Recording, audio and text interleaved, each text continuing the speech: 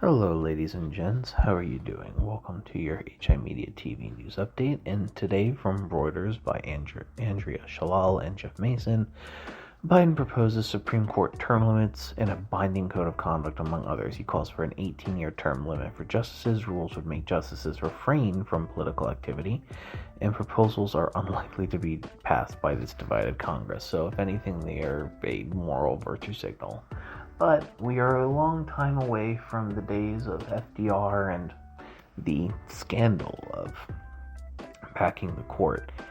In today's day and age, the Supreme Court is most certainly a significantly more weaponized political tool than it was even back then, and it was back then. It was one of FDR's 100 Days Congress' biggest preventions of implementing radical change. This past Monday, which was today, time of recording, or 30 minutes ago at time of recording, proposed these changes to the Supreme Court and called on Congress to pass binding, enforceable rules that require justices to disclose gifts, refrain from public political activity, and recuse themselves from cases in which they or their spouses have financial or other conflicts of interest. He also urged the adoption of an 18-year term limit for the justices who currently serve life tenures. He called for the revamp as well as a constitutional amendment to eliminate broad presidential immunity. It recognized this is so for that. If you guys are at all interested whatsoever, if you actually, I actually have a little website project I made called King Potus. I'll post it in the description for you guys to look at, but on the 1st of July 2024, the Supreme Court granted presidents in general a definitive absolute immunity from prosecution for core official acts, and said presidents should be presumed immune for a much more expansive list of acts. This is in just no small terms way of saying the president can be a functional dictator for their 4 years if they want to, and make moves to make sure that those 4 years continue if they wanted to. He spoke at the Presidential Lyndon B. Johnson Library in Austin, Texas. This nation was, quote, "This nation was founded on a simple yet profound principle. No one is above the law, not the President of the United States, not a justice on the Supreme Court. No one." Biden wrote in an opinion piece.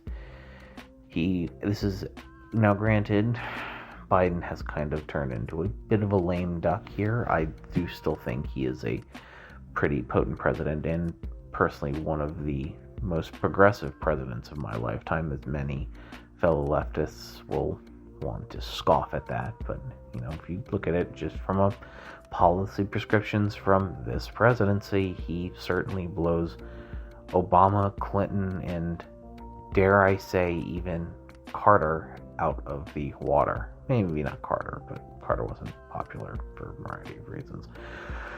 Anywho, ultimately, I think, Biden, this coming from the president is a good idea, but I have a feeling that over the next few months, Biden is going to be even more incendiary in a good way, in terms of, vocalizing support for, stabilizing forces, economic policies that make people's lives better, and is going to be fighting for those a lot more aggressively now that he knows that I don't gotta run again, and, he's kind of, trying to fight against the tide of, lame duck, comparisons. So, on that note, ladies and gentlemen, this has been your HIMediaTV news update. There's no pre-recorded act out message because I'm not editing that shit in. I'm lazy, I'm tired, and it's 2 o'clock in the morning and I should go to bed.